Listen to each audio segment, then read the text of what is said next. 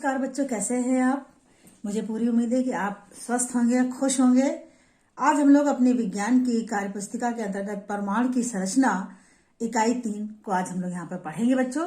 तो आइए, यह लेसन आपका पढ़ा हुआ है, इसकी अभ्यास कार्य पुस्तिका में इस पाठ को करते हैं और अच्छे से, ताकि और अच्छे से हम इसको समझ सकें और अपने दिमाग में इससे संबंधित सारी जो कंफ्यूजन है उसको भी और अच्छे से दूर कर सकें। तो बच्चे स्टार्ट करते हैं। रेडी हैं आप? बिल्कुल, चलिए स्टार्ट करते हैं बच्चों।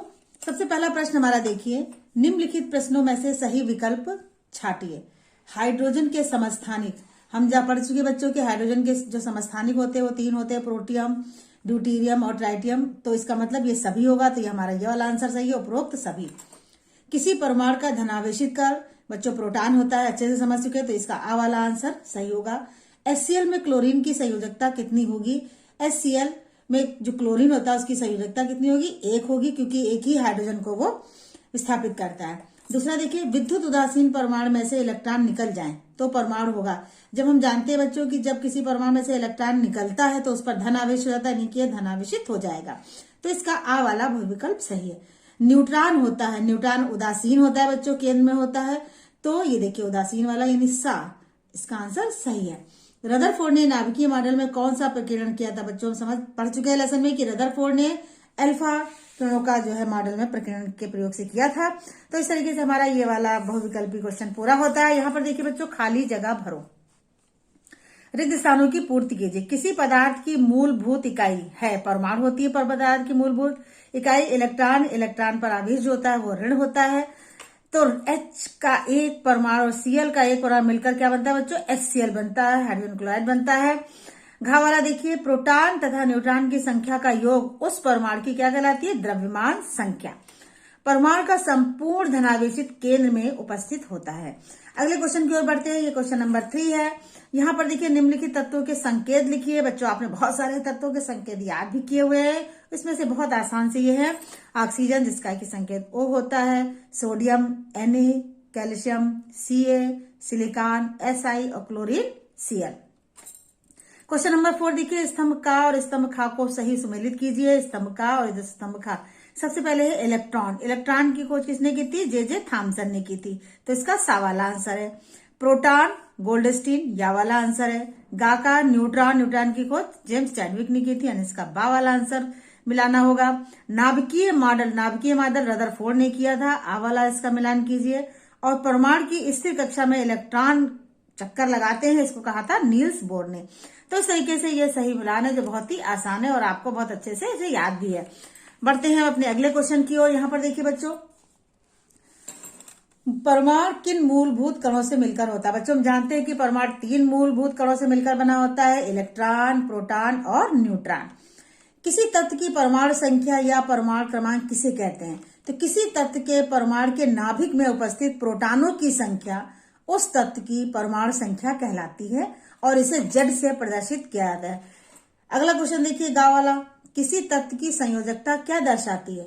संयोजकता यह दर्शाती है कि उस तत्व का एक परमाणु हाइड्रोजन के कितने परमाणुओं से संयोग करता है या विस्थापित करता है, यह उस तत्व की संयोजकता कहलाती है।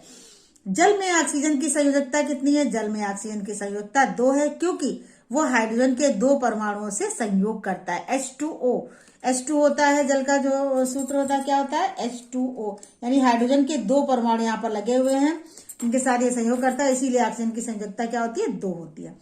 किसी तत्व का परमाणु संख्या 17 है, तो उस तत्व में इलेक्ट्रॉन और प्रोटॉनों की संख्या कितनी होगी?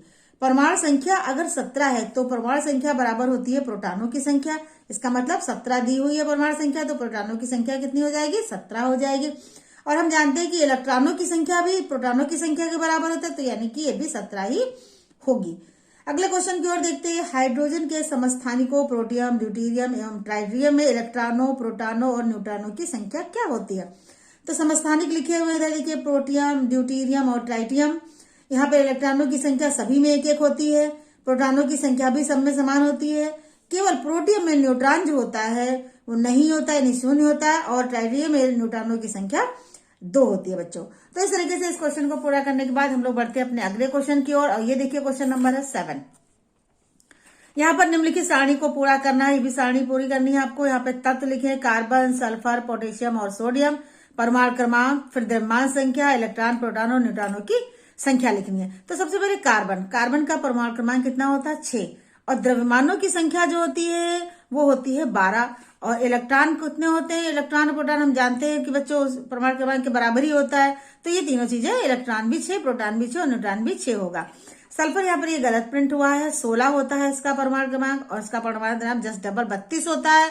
ऐसे इलेक्ट्रॉनों की संख्या, प्रोटॉनों की संख्या और न्यूट्रॉनों की संख्या 16 ही होगी। पोटेशियम जिसका कि 19 होता है परमाणु क्रमांक, और यहाँ पर परमाणु द्रव्यमान 39 होगा, और इलेक्ट्रॉनों की, प्रोटॉनों की संख्या जो होती है वो 19 होती है, और न्यूट्रॉनों की संख्या यहाँ पर पोटेशियम की 20 होती है। सोडियम में 11 होता है इसका परमाणु क्रमांक, परमाणु द्रव्यमान इसका 23 होता है, इलेक्ट्रॉन और प्रोटॉनों की संख्या बराबर होती है, यानी कि 11-11 ही होती है, और न्यूट्रॉनों की संख्या यहाँ पर 12 होती है। तो इस तरीके से ये साड़ी भी बहुत अच्छी इंटरेस्टिंग है, और ये पूरी हुई।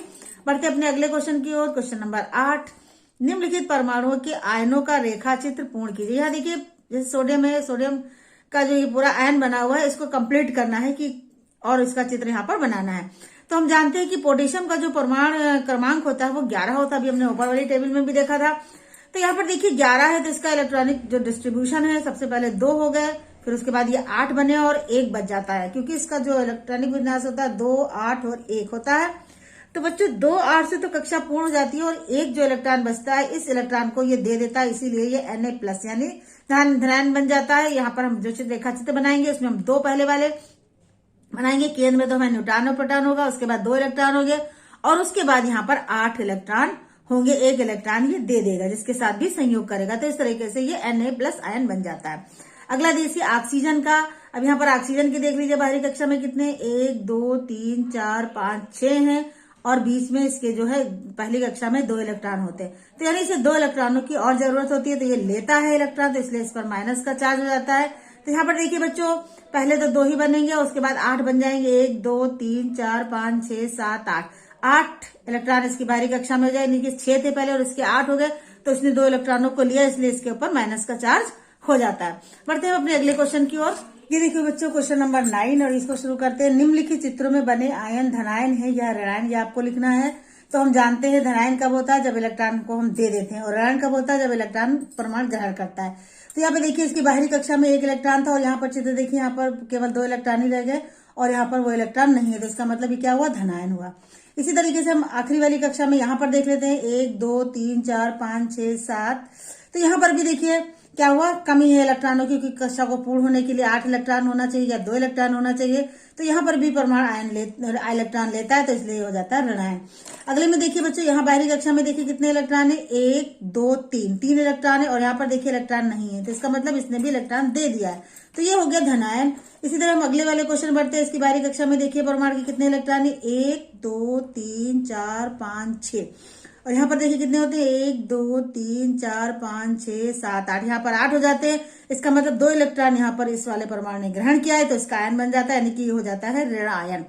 इस तरीके से धनायन और ऋणायन लिखने में आपको कोई भी दिक्कत नहीं, क्योंकि जब परमाणु इलेक्ट्रॉन लेता है तो वो क्या हो जाता है, ऋणायन हो जाता है, जब इलेक्ट्रॉन देता है तो वो धनायन हो जाता है। तो इस प्रकार बढ़ते हैं अपने अगले क्वेश्चन की ओर। यहाँ पर देखिए बच्चों खाली जगह भरना है, गद्यांश को दिए गए शब्दों से पूरा कीजिए। यहाँ पर ब्रैकेट्स में आपको देखिए वर्ड भी दे दिए गए, इन्हीं वर्डों को आपको, इन्हीं शब्दों को आपको लिखना है। परमाणुओं के बारे में प्रारंभिक विचार केवल तक सीमित था, यानी कि कल्पना तक सीमित था, जो ऊपर लिखा हुआ है। परमाणु संरचना का सर्वप्रथम विधिवत अध्ययन प्रसिद्ध वैज्ञानिक डाल्टन ने किया था।